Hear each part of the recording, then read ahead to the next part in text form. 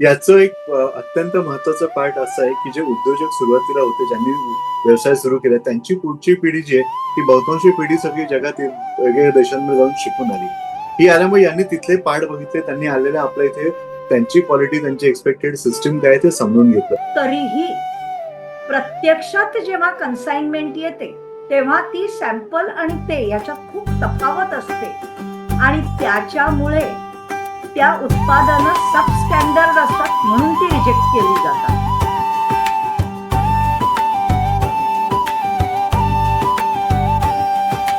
यशस्विता अलगद दे, अपयशातूनही यश घडवी. यशोशिखरी मन स्थिरवी. हाती असू द्या यश मिळवण्या. अशी अशी यशाची गुरुकिल्ली. अशी अशी यशाची गुरुकिल्ली. नमस्कार. यशाची गुरुकिल्लीच्या सीझन 3 मध्ये आज आपल्या बरोबर आहेत चारुदत्त पांडे. हे सगळ्या छोट्या, विशेषतः छोट्या उद्योजकांना त्यांचे उत्पादनं आणि त्यांच्या सर्व्हिसेस सुद्धा फॉर दॅट मॅटर 7 समुद्रांच्या पलीकडे कशी न्यायची ह्याच्या करता सहाय्य करतात आणि हे गेली बरीच वर्ष हे करत आलेले आहेत. तेव्हा याच्या करता मी चारुदत्त पांडेंचं पुन्हा एकदा स्वागत करते. नमस्ते चारुदत्तजी. नमस्कार मॅडम, आपल्या या प्लॅटफॉर्मवर येण्याची मला संधी दिली त्याच्याकरता खूप खूप आभार आपले. आणि आता मला तुम्ही सांगा आपल्या दर्शकांना विशेषतः की मुळामध्ये तुम्ही तुमचा स्वतःचा व्यवसाय चालू करताना व्यावसायिकांना मदत करावी हा विचार तुमच्याकडे कसा आला? दोन प्रकार असतात. ज्यावेळेला आपण सुरू करतो, आपण म्हणतो की तुका झाल्याचे कळस, जेव्हा आपण म्हणतो त्यावेळेला कोणीतरी त्याची पायरी पण रचलेली असते, तेव्हा तो कळस होतो. तर आपण ज्ञानोबांना माऊली म्हणतो त्यावेळेला असं होतं की ज्यावेळेला कोणीतरी एक एफर्ट करून किंवा एक पूर्ण एक पाय रचलेला असतो त्यावेळेला त्याच्यावरती आपल्याला कळस करता येतो. तर मला असं वाटतं की या उद्योजकतेमध्ये सध्या ज्या सगळ्या संधी आहेत त्याच्यात ही गोष्ट खूप आवश्यक आहे की कोणीतरी याचा एक पाया रचला पाहिजे. कधीतरी काम सुरू करत असताना ज्या सध्या संधी आहेत त्याच्यातून आपण काय करू शकतो हा विचार आला आणि तिथून आपण सगळ्यांकरता एक समान एक प्लॅटफॉर्म, ज्याला आपण एक लेव्हल प्लेइंग फील्ड म्हणू शकतो, असं करू शकतो हा विचार आला आणि तिथूनच सुरुवात झाली. आजच्या काळात आपण बघायला गेलो तर 3 खूप वेगवेगळे फॅक्टर आहेत ज्याच्यामुळे ही संधी आता पहिल्यांदा आली आणि आपण त्याला एक once in a lifetime किंवा वन्स इन अ जनरेशन प्रकारची संधी म्हणतो, तसं हा प्रकार आहे. एक पहिली गोष्ट म्हणजे आपण बघितलं तर भारताची आता आर्थिक महासत्तेकडे एक वाटचाल सुरू आहे. गेली साधारणतः आपण 14 वर्ष बघितली तर आपण कन्सिस्टंटली 7% आसपास ग्रोथ करतोय. आणि जगाचा इतिहास बघितला तर आपल्या असं लक्षात येतं की जो देश साधारणतः 20 वर्ष 60% कन्सिस्टंटली ग्रो करतो हा एक आर्थिक महासत्ता बनतो. साधारणतः आपण युरोपियन देश किंवा अमेरिकेचा इतिहास आर्थिकदृष्ट्या बघितला तर साधारणतः हे नंबर्स आपल्याला तिकडे आता घेऊन जातात आहेत. हा पहिला पार्ट झालाय. दुसरा पार्ट जो झालाय तो म्हणजे आता टेक्नॉलॉजीचा. भारतामध्ये सुरुवातीला टेक्नॉलॉजीचं अडॉप्शन जेव्हा झालं, आपण सुरुवातीला कितीतरी विरोध झाला तरी कॉम्प्युटरायझेशन आपण अगदी आरामात केलं. नंतर त्याच कॉम्प्युटरायझेशन वरती आपण एक खूप मोठी इंडस्ट्री उभी केली आणि त्यातून एक सगळी जी भारताची सर्व्हिस इंडस्ट्री आहे ती खूप मोठी झाली. आज त्या सर्व्हिस इंडस्ट्री करता एआय म्हटलं तर काही फंक्शन करता धोका आहे, पण एआय ही आपल्याकरता खूप मोठी संधी पण आहे. कारण तिथून सगळ्यात असलेली जी सगळी माहिती आहे ती माहिती आपल्याला सगळीकडे सहजपणे शक्य आहे. तिसरा जो भाग झालाय की या 2 झालेल्या या जर्नीमुळे आता जगाचा भारताकडे बदलण्याचा दृष्टिकोन पूर्णपणे बदललाय. आपण आता ज्यावेळेला एक युरोपियन युनियनचे हेड ज्यावेळेला म्हणते की मदर ऑफ ऑल डील्स असं ज्याचं वर्णन केलं जातं युरोपियन फ्री ट्रेड अग्रीमेंटचं, त्यावेळेला आपण असं बघतो की भारत आणि युरोप म्हणतोय की आपण सगळेजण एक मार्केट म्हणून काम करू. सिमिलरली आता आपण बघितलंय की ऑस्ट्रेलिया, न्यूझीलंडमध्ये, कॅनडामध्ये पण आपण एफटीए कडे चाललोय. म्हणजे जगातला जो एक भाग आहे तिथले बरेचसे देश आहेत ते सगळे भारताकडे आता एक सक्षम पार्टनर म्हणून आणि एक योग्य आणि विश्वासू साथीदार म्हणून बघतात आहे. हा जो भारताबद्दलचा झालेला बदल आहे, या बदलामुळे आता भारतातल्या उद्योजकांना पण आपला व्यवसाय जगात न्यायला खूप वेगवेगळ्या प्रकारच्या संधी उपलब्ध झाल्या. तिथे. म्हणजे आधी कसं मला एक गोष्ट सांगा, मी भारतीय उत्पादनांचं परदेशांमध्ये असलेलं चित्र जे साधारण पूर्वी म्हणजे 30-32 वर्षापूर्वी पाहिलं होतं, हं. ते म्हणजे भारतीय उत्पादन आम्हाला सॅम्पल जरी किती चांगलं मिळालं तरीही प्रत्यक्षात जेव्हा कन्साइनमेंट येते तेव्हा ती सॅम्पल आणि ते याच्यात खूप तफावत असते आणि त्याच्यामुळे त्या उत्पादनं सबस्टँडर्ड असतात म्हणून ती रिजेक्ट केली जातात. हे चित्र 30 वर्षापूर्वीचं होतं म्हणून भारताला एक्सपोर्टमध्ये भाव मिळत नव्हता आणि मला वाटतं आता हे चित्र बऱ्यापैकी बदललेलं आहे. हो, याचं एक अत्यंत महत्वाचं पार्ट असं आहे की जे उद्योजक सुरुवातीला होते, ज्यांनी व्यवसाय सुरू केला, त्यांची पुढची पिढी जी आहे ती बहुतांशी पिढी सगळी जगात वेगवेगळ्या देशांमध्ये जाऊन शिकून आली. ही आल्यामुळे यांनी तिथले पार्ट बघितले, त्यांनी आलेल्या आपल्या इथे त्यांची क्वालिटी, त्यांची एक्सपेक्टेड सिस्टीम काय ते समजून घेतलं. दुसरं जर का आपण बघितलं अगदी ग्रासरूटला आपण विचार केला तर जसं आता आपण टाटा मोटर्स बघितलं, टाटा मोटर्सनी पूर्ण ऑटोमोटिव्ह किंवा साधारणतः सगळ्या ऑटोमोटिव्ह कंपन्यांनी त्यांच्या इकोसिस्टीम मध्ये TQM असेल किंवा ISO कंपल्सरी केलं, सिस्टीम आणल्या. त्यामुळे कुठेतरी क्वालिटी कॉन्शियसनेसचा जो पार्ट असतो हा अगदी जाणीवपूर्वक त्यांनी तो सगळीकडे पसरवला आणि जो तिथे पसरवला तो आता सगळ्या इंडस्ट्रीमध्ये गेलाय. आता जर का आपण बघितलं तर जगातल्या कंपन्या जशा भारतात येऊन त्यांचे प्रॉडक्ट तिथे बनवतात, त्यावेळेला त्यांना माहिती आहे की ते भारतातल्या लोकांना त्याची क्वालिटी काय आहे, त्यांची एक्सपेक्टेशन काय आहे ते माहिती आहे.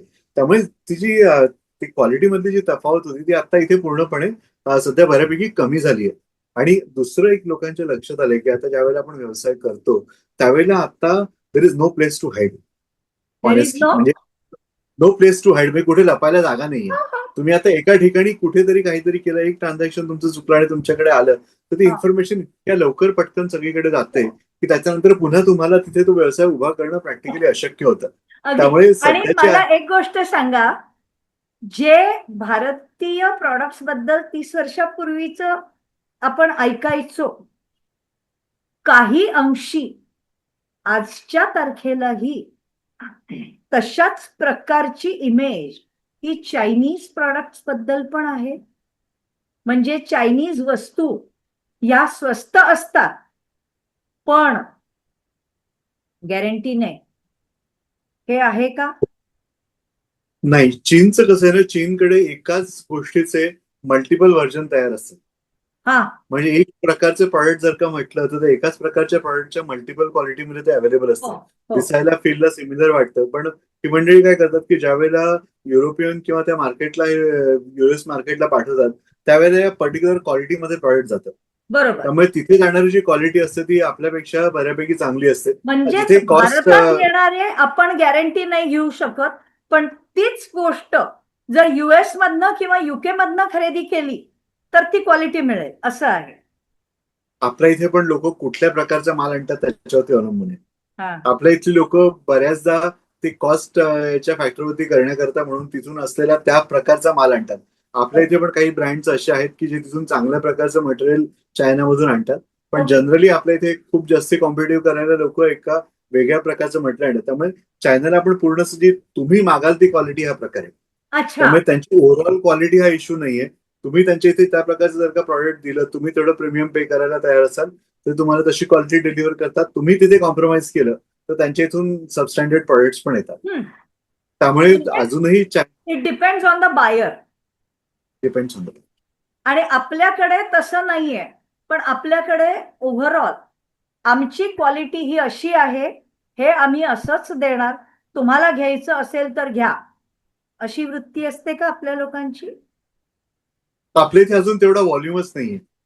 अगदी स्पष्ट शब्दात सांगतो, हा. 2-3 प्रकारची लेवल क्रिएट करायला लागणारा व्हॉल्यूम किंवा ती जी स्केल आहे ती हा. स्केल आता आपल्या इथे नाहीये. त्यामुळे आपल्या इथे काही येणारा जो प्रॉडक्ट आहे, जसं आता आपण ऍपल म्हटलं की ऍपल आल्यानंतर जसं एक स्पेसिफिक प्रॉडक्ट आणि एक आलं त्याची एक इकोसिस्टम आली जी एकाच लेवलला कन्सिस्टंटली प्रोड्यूस करते. त्याच्यापेक्षा वरती किंवा खाली करायला लागणारी जी लार्जर इकोसिस्टम आहे ती आता सध्या भारतात नाहीये. त्यामुळे तो भाग नाहीये. दुसरी गोष्ट, भारतात जर का आपण बघितलं तर कन्सिस्टंटली काय झालं की जगातल्या कंपन्यांनी जसं चीनकडे मॅन्युफॅक्चरिंग हब म्हणून बघितलं तसं भारताकडे इंजिनिअरिंग हब म्हणून बघितलं. त्यामुळे आपल्या इथे इंजिनिअरिंग कंपनी म्हणजे ज्या कंपन्यांचं तुम्हाला कुठले नवीन प्रॉडक्ट डिझाईन करायचे असतील, त्याचं डिटेलिंग करायचं असेल, त्याच्याकरता काही रिसर्च अँड डेव्हलपमेंट करायची असेल, हा. नवीन संशोधन करून त्याचं तुम्हाला त्याची कॉस्ट कमी करायची असेल किंवा ऑप्टिमाइज करायचं असेल, कुठल्याही प्रकारची जी टेक्निकल एन्हान्समेंट लागते किंवा हा. टेक्निकल बॅलन्सिंग लागतं, या सगळ्या प्रकारचे प्रोजेक्ट भारतात आले. आणि आहे. हे सगळं आपण केल्यानंतर नाही, इंजिनिअरिंग प्रोडक्ट मध्ये म्हणा, व्हेकल मध्ये म्हणा, आपल्या इथे खूप मोठे डेव्हलपमेंट सेंटर आहेत. इंजिनिअरिंग मध्ये जीईचे आहेत, मर्सिडीजचे आहेत, एमडब्ल्यू, सगळ्या मोठ्या मोठ्या कंपन्यांचे भारतात डेव्हलपमेंट सेंटर आहे, जिथे आपल्या इथे इंजिनिअरिंग टॅलेंटला घेऊन त्यांनी आपल्या इथे सगळं टेक्निकल डिझाईन आणि ऑप्टिमायझेशन आपल्या इथे केलं आणि मॅन्युफॅक्चरिंगला चायनाला दिलं. मॅन्युफॅक्चरिंग तर चायनाला देतात. हा, तर त्यामुळे आता जो मेक इन इंडिया इनिशिएटिव्ह जो आपण घेतलाय, तो म्हणजे मेक इन इंडिया इनिशिएटिव्हचा हा पार्ट आपण फक्त स्पेअर्स क्रिएट करतो आणि फिनिश्ड गुड्स चायना बनवून देतो. आपण टेक्निकल स्पेसिफिकेशन्स आपल्या इथे होतात त्या मोठ्या कंपन्यांकरता हो, आणि हो. त्यांचं प्रोडक्शन बऱ्याच प्रमाणात तिकडे होतं.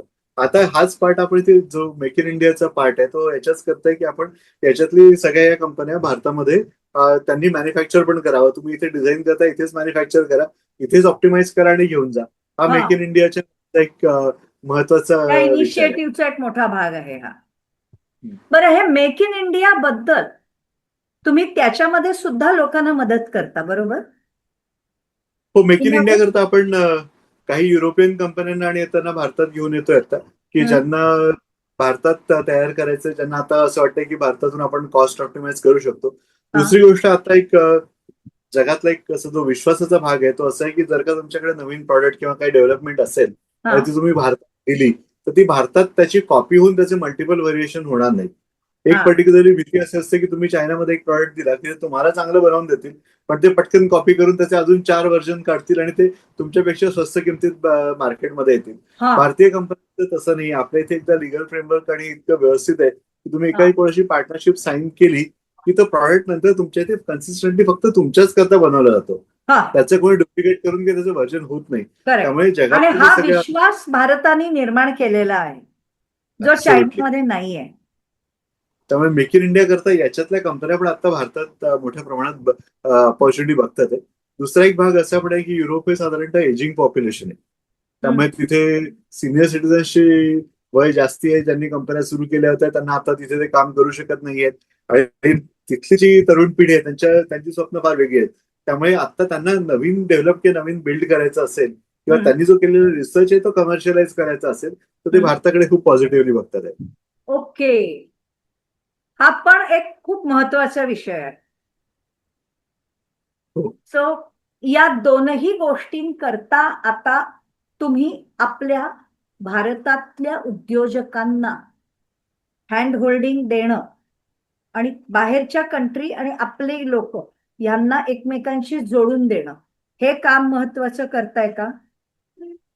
हो, आम्ही हे करतो. आम्ही याच्यातून अगदी सुरुवातीपासून एक 3 स्टेजमध्ये आपण याच्यात काम करतो. पहिला जो पार्ट आहे त्याला आम्ही असेसमेंट म्हणतो. ज्यावेळेला आपल्याला पहिल्यांदा हे बघायचं की आपण आता एक्सपोर्ट करायला तयार आहोत का, किंवा ग्लोबल मार्केट, सॉरी एक्सपोर्ट हा चुकीचा शब्द आहे, ग्लोबल मार्केटमध्ये जायला तयार आहोत का. दोन, एक्सपोर्ट आणि ग्लोबल मार्केट या दोन वेगळ्या गोष्टी आहेत.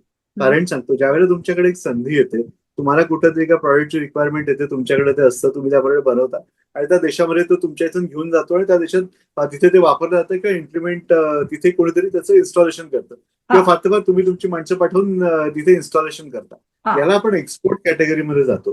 जेव्हा ग्लोबल बिझनेस म्हणतो त्यावेळेला आपण काय करतो, त्यावेळेला आपण पूर्ण तयारी करतो की माझं आजचं प्रॉडक्ट काय आहे, याचे सर्टिफिकेशन किती आहेत, माझ्या कंपनीकडे कुठले सर्टिफिकेशन्स आहेत, माझा आतापर्यंत भारतातल्या इथे सक्सेस स्टोरी कुठल्या आहेत, मला त्या जगात कुठे रिप्लिकेट करता येतील का, माझ्याकडे तशी टीम आहे का, माझ्याकडे त्या एक्सपान्शनला लागणारे जे पैसे आहेत ते तयार करायला माझ्याकडे आता तेवढं मी त्याचं बजेट करू शकतो का.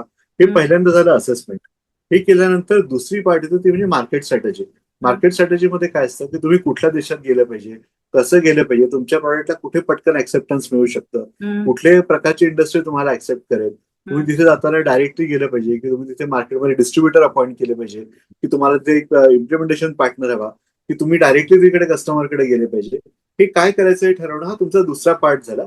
त्याच्या आणि तुमच्या प्रायोरिटीज ठरवायचे की 1, 2, 3 अशा माझ्याकडे जेवढं बजेट आहे त्याप्रमाणे मी कुठून सुरुवात करणार आणि कसं घेऊन जाणार, हे तुमची झाली मार्केट स्ट्रॅटेजी.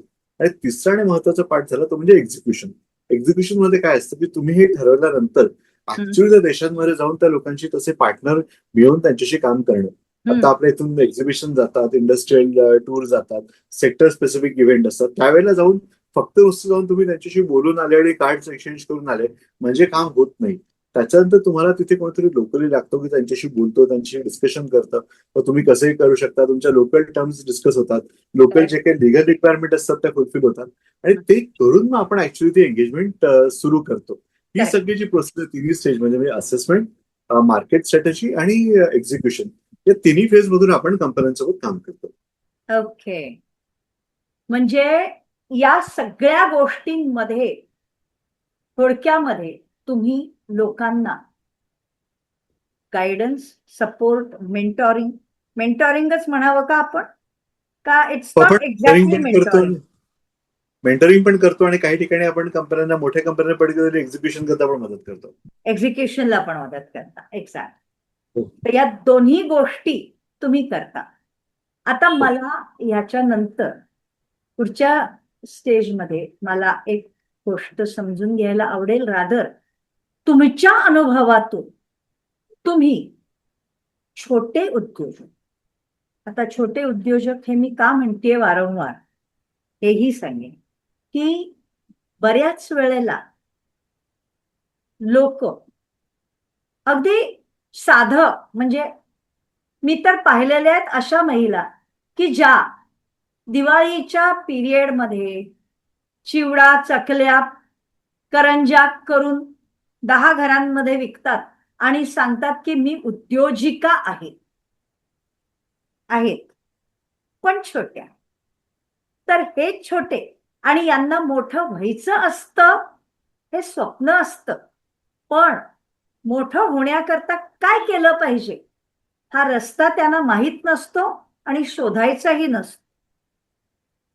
तर अशा प्रकारची मंडळी जर कोणी असतील आणि ते जर का त्यांच्या विश्वात राहत असतील आणि म्हणत असतील मी महान उद्योजक आहे, तर त्यांना खऱ्या अर्थाने महान उद्योजक होण्याकरता तुम्ही काय टिप्स आणि सल्ले द्याल?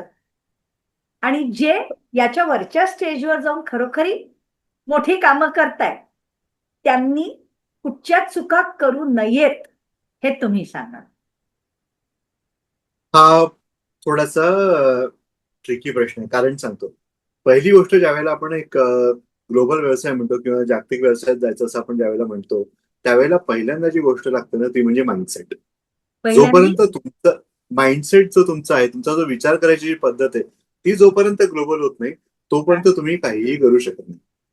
कारण सांगतो, मला जसं तुम्ही म्हणाल की मला माझ्या कोशात मी माझ्या ठिकाणी सुखी आहे असा या कळल्या गेला, म्हणजे तुम्ही त्या लोकांना चेंज करणं हे प्रॅक्टिकली अशक्य आहे, कारण त्यांच्या ठिकाणी सुखी आहेत.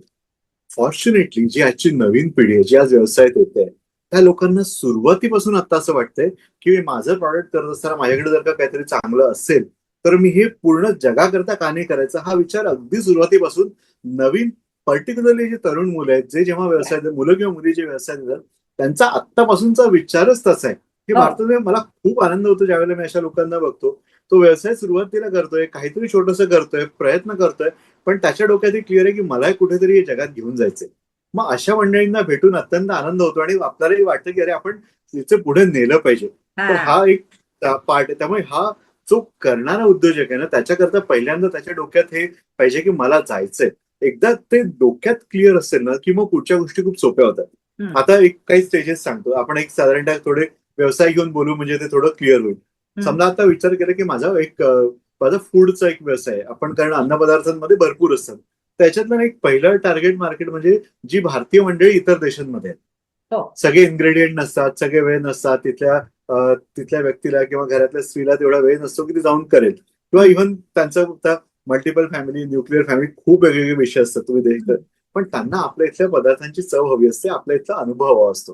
त्यामुळे फूड आणि पर्टिक्युलरली या सेगमेंटमध्ये खूप चांगली अपॉर्च्युनिटी आहे. दुसरी गोष्ट, भारतातली ज्या आपण न्यूट्रास्युटिकल्स म्हणू किंवा जे चांगले आपण आता आयुर्वेदिकवरती आधारित जे साधारण जे फूड प्रॉडक्ट्स आहेत, जे आपण हेल्थ प्रॉडक्ट ज्यांना म्हणू शकतो, अशा प्रॉडक्ट्सना पण जगात चांगलं डिमांड आहे. याच्यातला पहिला पार्ट काय आहे, तुमचं प्रॉडक्ट सर्टिफाईड पाहिजे, तुमचं प्रॉडक्ट व्यवस्थित पॅक केलेलं पाहिजे, तुमच्या प्रॉडक्ट करता तुम्हाला हवे असतील लायसन्सेस पाहिजे. हो.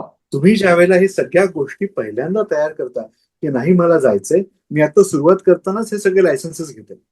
हम्म. ओके, तुम्ही हा विचार केला की मी आता घेऊन हे लायसन्सेस घेऊन एक चांगलं प्रॉडक्ट, चांगलं पॅकेजिंग सगळं आणतंय, तर ते प्रॉडक्ट ज्या वेळेला न्यायचं ना, ते नॅचरली तुम्हाला ग्लोबल न्यायला सोपी जातं. कारण तुम्ही बेसिक ज्या गोष्टी आहेत त्या तुम्ही ऑलरेडी केल्या आहेत. हा. मग आता हे न्यायचं कसं, की मला जेव्हा मी ते मार्केटला न्यायचंय, तर त्यावेळेला मला पहिल्या दिवसापासून जाऊन तिथे स्वतःचा बिझनेस सेटअप करणं किंवा कंपनी रजिस्ट्रेशन करायची गरज आहे का? त्याचं उत्तर नाहीये.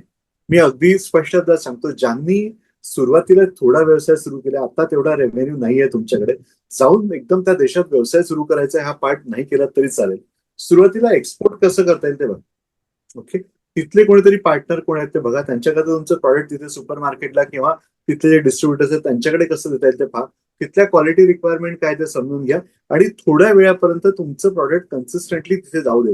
2 वर्ष 3 वर्ष जेव्हा तुम्ही तुमच्या प्रॉडक्ट करता, तिथे बेस तयार करता, लोकांकडे ते ऍक्सेप्ट होतं, कन्सिस्टंटली 3 वर्ष तुमची कंपनी तुमचं प्रॉडक्ट तिथे ऍक्सेप्ट होतं, त्यावेळेला तुम्ही बघा की मी आता त्या मार्केट करता नवीन काय करू शकतो, तिथे जाऊन मला कसं बिझनेस बिल्ड करता येईल आणि कसं ग्रो करता येईल, हे तिथून पार्ट आहे. मला जर का मी कॉन्शियसली डिस्ट्रीब्युशनचा एफर्ट घेतला असेल तरी तो चालतो, जोपर्यंत मी भारतातून व्यवस्थित त्या जागतिक क्वालिटीचे प्रॉडक्ट बनवतोय आणि त्यावेळेला मला त्या डिस्ट्रीब्युशन थ्रू जातात, दॅट इज ऍब्सोल्युटली फाईन.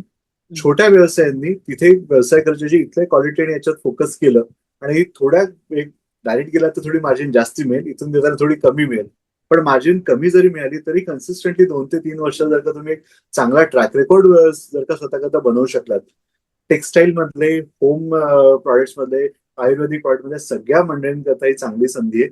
तुम्ही ट्रॅक रेकॉर्ड तयार करा, तेवढी वर्ष पाठवा आणि त्याच्यानंतर मग तुम्ही तुमचं तिथे डायरेक्ट करायला किंवा ई कॉमर्सला किंवा याच्या थ्रू विचार करा. हा व्यवसाय तुम्हाला अगदी तिथे आरामात बिल्ड करता येऊ शकतो, पण त्याच्याकरता एक 2 ते 3 वर्षाचा एक ट्रॅक रेकॉर्ड बिल्ड करणं आवश्यक आहे तिथे करत असताना. आता ज्यावेळेला आपण अस्टॅब्लिश कंपन्यांकडे येऊ, ज्यांनी आता समजा एक 4-5 वर्षाची हिस्ट्री आहे, त्यांनी भारतात काम केलेलं आहे, 10 ते 50 कोटीच्या मध्ये टर्नओव्हर आहे किंवा जास्ती टर्नओव्हर आहे, या मंडळींना जेव्हा जायचंय ना, त्यावेळेला या मंडळींनी आता जात असताना एकदा व्यवस्थित विचार करावा की माझ्या प्रॉडक्ट करता आजचं मार्केट कुठलं चांगलं आहे. मी भारतात प्रॉडक्ट करतो, माझ्याकडे सक्सेस स्टोरीज आहेत, ऑब्व्हियसली आहेत तुमच्याकडे, पण तुमची जी सक्सेस स्टोरी किंवा ज्या मेथडने तुम्ही भारतात सक्सेसफुल झालात, हीच मेथड त्या देशामध्ये चालेल असं नाही. मी एक छोटस उदाहरण देतो. एक मॅन्युफॅक्चरिंगचा प्लांट आहे, मी आता कंपनीचं नाव घेत नाही, पण एक जगातली एक अमेरिकेतली सगळ्यात मोठी ऑइल कंपनी भारतात आली आणि त्यांनी भारतात प्लांट करायला सुरुवात केली. आता ज्यावेळेला ही कंपनी आली, त्यांनी एका जॅपनीज कंपनीला कॉन्ट्रॅक्ट दिलं आणि सांगितलं की आमच्या इथे एवढं तुम्ही सगळं आम्हाला प्लांट बनवून द्या. तिथे सेफ्टी नॉर्मची त्यांची जी अपेक्षा होती ना पूर्ण, ती करता करता भारतातल्या सगळ्या कॉन्ट्रॅक्टर्सनी तिथे ते काम सोडून तिथे म्हणजे साधारणतः 80% कॉन्ट्रॅक्टर त्या साईटवरून निघून गेले.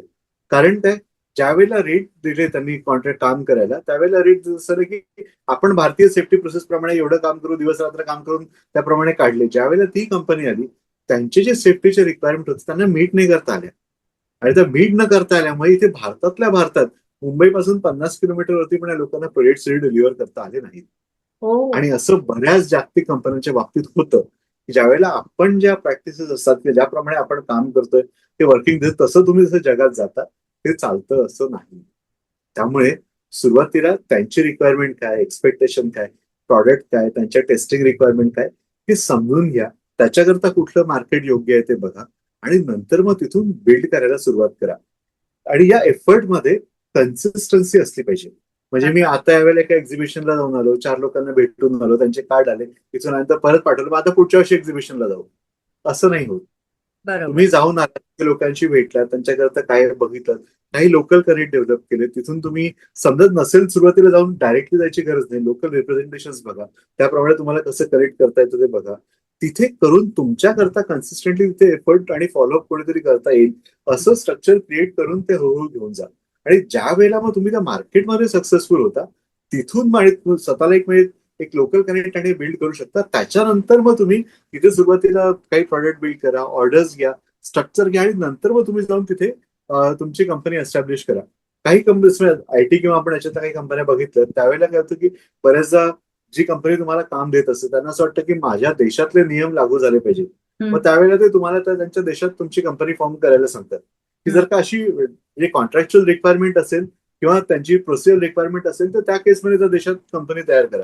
अदरवाईज जर का तुम्हाला इथून बिल्डअप करून सुरुवातीला तो बेस एस्टॅब्लिश करता येत असेल तर हम्म. तो करा. मग त्या देशातली रिक्वायरमेंट काय आहे ते बघा आणि मग जाऊन कंपनी करा आणि ती योग्य प्रकारची कंपनी एस्टॅब्लिश करा. म्हणजे आता एक एक्झाम्पल देतो. आता जसं दुबई सारखं मार्केट आहे. दुबई सारख्या मार्केटमध्ये काय होतं की येणारे जाणारे खूप असतात.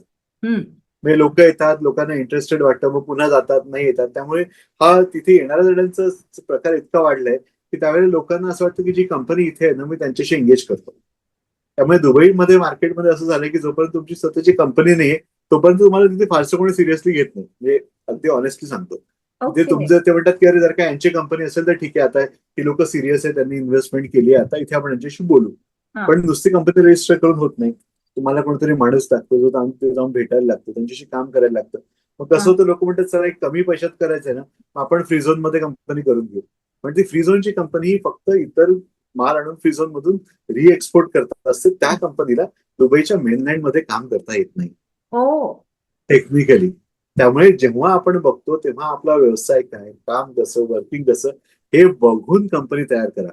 फक्त थोडेसे पैसे वाचतात म्हणून अशा ठिकाणी केलं की जिथे उद्या नंतर कंप्लायन्सचा इश्यू होऊ शकतो, हम्म. तर असं करायला नको. त्यामुळे व्यवस्थित विचार करा, योग्य माणसांचा सल्ला घ्या, म्हणजे तिथे कंपनी त्याच्यानुसार करा. फॉर्मेशनच्या पॉइंट पासून ते एक्झिक्युशनच्या प्रत्येक स्टेजला आपला माइंडसेट हा ग्लोबल ठेवूनच काम केलं तर आणि तरच माणूस खऱ्या अर्थाने मोठा होऊ शकतो, नाहीतर गल्लीमध्ये विकणाराच राहू शकतो. हो, तसा विचार करत गेला तर तुम्ही होतं. फॉर्च्युनेटली नवीन जनरेशनकडे तो माइंडसेट आहे. ती मंडळी खूप चांगलं करतात. त्यामुळे मला असं वाटतं की आपण आता जर फ्री ट्रेड अग्रीमेंटचा अजून एक 3 वर्षांनी जर का आढावा घेतला तर हा. आपल्याला सध्या जेवढं ट्रान्झॅक्शन दिसतं त्याच्या काही Yes. पटीमध्ये ट्रान्झॅक्शन झालेली दिसतील. एक्झॅक्टली. मला वाटतं प्रेक्षकांनी हा विचार करणं गरजेचं आहे. एक सेकंद, एक सेकंद. एवढा पाठ मी कट करते. हो हो.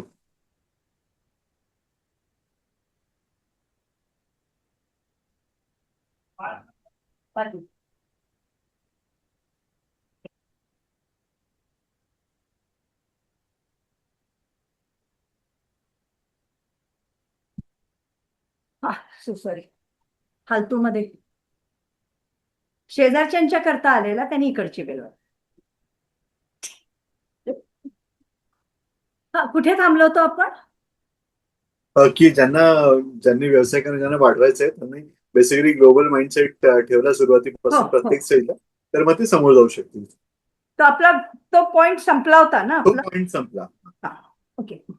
या, म्हणजे आता इथून मी नवीन प्रश्न विचारते, म्हणजे तिथे कट करते आणि इथून जोडते असं. ओके. आता मला एक आणखीन सांगा की जेव्हा आपण नवीन पिढीबद्दल बोलतोय, एकीकडे जेन झेड ह्याच्याबद्दल वेगवेगळ्या प्लॅटफॉर्म्सवर वेगळं वेगळं काय काय काय काय ऐकू येत आहे. पण हीच नवीन पिढी आपल्या समाजाची पुढची पिढी आहे आणि याच्याच मानसिकतेबद्दल तुम्ही आता सांगत होतात की ते ग्लोबल विचार करायला लागलेले आहे. कारण कुठेतरी मला वाटतं आमच्या लहानपणी तर कम्प्युटर काय टीव्ही पण नव्हता. तुमच्या लहानपणी कम्प्युटर होता, टीव्ही होता, टीव्ही होता, टीव्ही होता. टीव्ही होता, कम्प्युटर नव्हता. एक्झॅक्टली. म्हणजे तो सुद्धा कदाचित तुमच्या लहानपणी सुद्धा टीव्ही फक्त संध्याकाळी चालत असेल.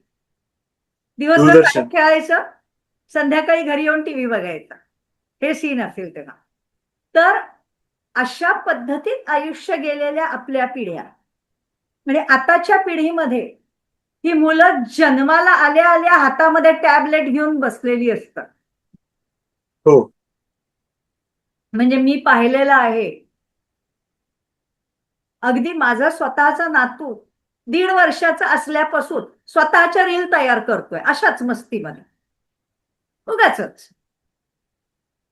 आणि रील तयार करतोय म्हणजे काय, त्या कुठे अप करतोय का असं काही नाही, पण ते स्वतःच हसणं, बोलणं, नाचणं, रेकॉर्ड करणं हे करता येत होतं त्याला. हो. ही आत्ताची पिढी, यंगर. आणि याच्यात थोडी आधीची ही चेंज आहे, जी ह्याच सगळ्या संस्कृतीतून मोठी झाली. हो.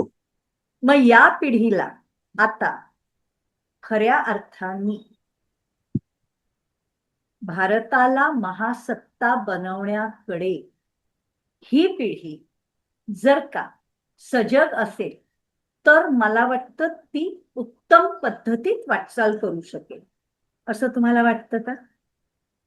अगदी. म्हणजे ही पिढी खूप तयार आहे. मला काय वाटतं, आपण सध्या सोशल मीडियावरती किंवा याच्यात बघितलं ना, तो एक सध्याचा आंदोलन आणि याच्यात असलेला तो भाग सोडा. पण जी नवीन पिढी आहे ना, ती आपण असं म्हणतो ना, एका भारतात अनेक भारत आहेत. ओके. त्यामुळे याच्यातला एक पर्टिक्युलर एक जो एक प्रिव्हिलेज किंवा साधारण त्याच्यातला जो एक ज्याला आपण म्हणतो तो जो वर्ग आहे, त्या वर्गाचे मुलांचा किंवा त्याचा भाग सोडा. पण जो सामान्य भारतीय आहे, ज्याच्याकडे बघतोय, ज्यांनी आपल्या आई वडिलांचं स्ट्रगल बघितलं आणि आता ते कसं करतात हा बघताय. आपल्या आई वडील, आपल्यापेक्षा जे मोठे बहीण भावंड आहे किंवा कुटुंबातली इतर मंडळी आहेत, ते हा कसे काम करून कसं पुढे जातात हे बघतायत. ही जी सगळी मंडळी आहेत ना, या मंडळींकरता आता त्यांचं भविष्य कसं आहे हे त्यांना फार क्लिअर आहे. त्यांचं भविष्य सगळ्यांचं उज्ज्वल आहे, कारण त्यांना आलेली संधी आणि सगळ्या गोष्टी दिसतात. आज जर का कोणी म्हटलं की मला काम मिळत नाहीये, तर तो बेसिकली कामाला जात नाही हा सहज पाठ आहे. कारण इतक्या ठिकाणी इतक्या प्रकारच्या संधी आता उपलब्ध आहेत करायला, की तिथे भरपूर काम आहेत. मी असंख्य लोक सांगू शकतो की ज्यांच्याकडे आता रेग्युलर कामं करायला नाहीये. डीमार्ट सारख्या कंपनीमध्ये आहे, तुम्हाला सुपर मार्केटमध्ये सगळीकडे अपॉर्च्युनिटीज आहेत पूर्ण करायला. तुम्ही आज कुठली सुपर मार्केट घ्या किंवा कुठलेही, इव्हन आता माझे मित्र यांच्याकडे लॉजिस्टिक कंपन्या आहेत, त्यांच्याकडे ड्रायव्हर्स आणि ऑपरेटर्सची पण प्रचंड गरज आहे. म्हणजे तुमच्याकडे बेसिक स्किल्स जरी असतील, तुम्ही एक 10वी पास एक लायसन्स आणि असेल, तरी तुम्ही तुमची उपजीविका व्यवस्थित करू शकता. एवढी साधनं आज मुंबईमध्ये सहज अवेलेबल आहे. बरोबर. आणि त्यामुळे जी मंडळी आता याच्यामुळे मी आणखीन एक प्रश्न विचारीन तुम्हाला आता, की आताच्या नवीन पिढीला हम्म. तिने कशा पद्धतीत विचार केला पाहिजे? नोकरी उपजीविका एवढाच विचार करावा का व्यवसायात पडण्याचा विचार करावा? आणि व्यवसायात पडण्याचा विचार करायचा असेल तर आपल्या पिढ्यांना, या पिढीला शिकवणं गरजेचं आहे का आधार देणं गरजेचं आहे का बऱ्याच वेळेला आपल्या पिढीतल्या लोकांच्या जी छोटी मानसिकता आहे ती त्यांच्यामध्ये भरण्याचा प्रयत्न न करणं गरजेचं? काय वाटतंय तुम्हाला? ओके. हा ट्रिकी प्रश्न. ठीक आहे, पण मी सांगतो माझ्या पद्धतीने उत्तर देतो. पहिली गोष्ट म्हणजे की आजची आलेली जी पिढी आहे त्याच्याकरता आई वडील पण हे फार वन ऑफ द ओपिनियन. म्हणजे आपल्याकरता आई वडिलांचा शब्द हे प्रमाण होतं. आता यांच्याकरता तसं नाहीये. त्यांच्याकरता आई वडिलांचं जे काही म्हणतात हे ओपिनियन आहे. त्यांच्या मित्रांचं ओपिनियन, त्यांचं सोशल मीडियाचा पार्ट आहे, त्यांचे शाळेतले मित्र, सोशलचे मित्र, सोसायटीमधले मित्र, सगळ्यांचं त्यांच्याकडे जे बघतात अशी सगळी लोक, त्यांची सध्याची असलेली इन्फ्लुएन्स, यांच्याकडून सगळी आलेली इन्फॉर्मेशन जी आहे ते त्यांच्या डोक्यात प्रोसेस करतात आणि तिथून त्यांचं ते ठरवतात. त्यामुळे आई वडील एका लिमिटच्या पलीकडे आपल्या मुलांवरती इम्पॅक्ट करू शकतात असं मला वाटत नाही. आता आपण काय करू शकतो, आपण हे करू शकतो की त्यांना आपण हे सांगू शकतो की तुम्ही विचार कसा करावा. ओके. माझं ओपिनियन आहे ना, ठीक आहे, हे माझं ओपिनियन आहे, माझं ओपिनियन पण तू एक फक्त ओपिनियन म्हणून घे, हे 4 गोष्टी पण बघ आणि या क्रायटेरियावरती ते बसतंय का बघ. त्यामुळे त्या मुलांना व्हॅलिडेट करणं, त्यांचं कुठल्या ज्या गोष्टी आहेत, त्यांचे जे काही ओपिनियन आहे ते फॉर्म करायची प्रोसेस काय आहे ती क्लिअर करून देऊन ती जास्तीत जास्त बॅलन्स कशी करता येईल हे त्यांना सांगणं, एवढंच आपण करू शकतो. ओके. ते आपण करावं. दुसरी गोष्ट, आपण त्यांची स्वप्न आता थांबवू शकत नाही. ओके. त्यामुळे आज हा नाही, जे तुम्ही म्हणाल की असं लिमिटेड टाकायला किंवा ती छोटी विचार, हा त्यांच्याकडे नाहीच आहे. या जनरेशन मध्ये एकाच गोष्टीवरती कन्सिस्टंटली राहायची हा माइंडसेट नाहीये. त्यामुळे ही येणारी जनरेशन जी आहे ती एकच व्यवसाय किंवा एकच नोकरी किंवा एकाच प्रकारची नोकरी अशा माइंडसेटमध्ये नाहीये. त्यांना वेगवेगळ्या गोष्टी करून बघायच्या. त्यामुळे त्यांना त्या गोष्टी करून बघायच्या. करताना काय बेसिक स्ट्रक्चर असलं पाहिजे, काय फ्रेमवर्क असलं पाहिजे आणि मुळात काय लिमिटेशन्स असल्या पाहिजे, म्हणजे आपल्या मर्यादा काय असाव्यात हे एवढं फक्त त्यांना सांगून आपण तिथे थांबवू शकतो. आणि त्याच्या पलीकडे गेलेली उदाहरणं काय असतात त्यांना डायरेक्टली सांगून पटत नाही, उदाहरणांमधून थोडं जास्ती पडतं. त्यामुळे ते सांगून त्यांना सांगितलं की ते करतात पूर्ण. हा पार्ट झाला. दुसरं म्हणजे आता पर्टिक्युलरली मराठी मंडळींना जे होतं की आपल्याला येणाऱ्या मंडळींना प्रोत्साहन देणं जास्त आवश्यक आहे. तर तुम्ही ज्या वेळेला जाता, खरेदी करता, छोट्या याच्यात जा, कुठल्या एक्झिबिशन मध्ये जा, लागलंय तिकडे, तुमच्याकडे आता तेवढं जर का एक डिस्पोजेबल इन्कम आहे जे तुम्ही खर्च करू शकता, एक्झिबिशन मध्ये जाऊन जी 4 मंडळी लागली त्यांच्याकडून थोड्या थोड्या गोष्टी घेऊन येणं.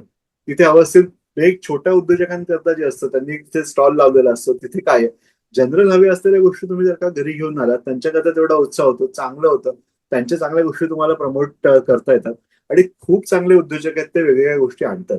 त्यामुळे प्रत्येक जण जे कॉन्ट्रीब्युट करू शकतो ते म्हणजे की तुम्हाला तिथे असलेल्या लोकांशी कनेक्ट करणं, त्यांना हव्या असलेल्या संधी देणं आणि कुठे एक चांगलं प्रॉडक्ट मिळालं तर 4 ठिकाणी सांगून त्यांच्याकरता प्रमोट केलं, एवढं जरी जर का समाजाने एकमेकांकरता केलं तरी पुरेसं आहे. परफेक्ट. मला वाटतं हा एक खूप महत्वाचा पॉइंट आहे आणि आज आपण या पॉइंटवर थांबूया.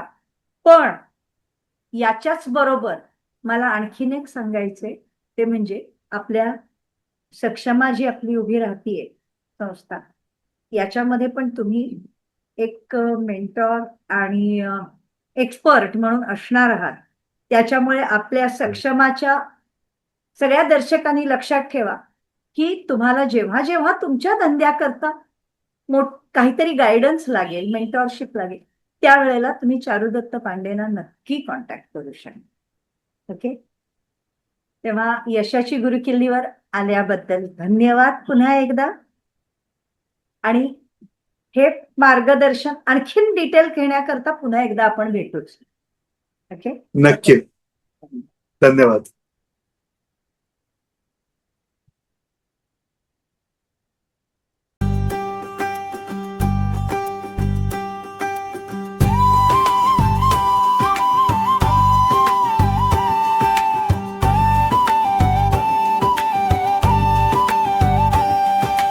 यशस्विता अलगद देई अपयशातूनही यश घडवी यशोशिखर जी मन स्थिरवी हाती असू द्या यश मिळवण्या अशी ही यशाची गुरुकिल्ली अशी ही यशाची गुरुकिल्ली.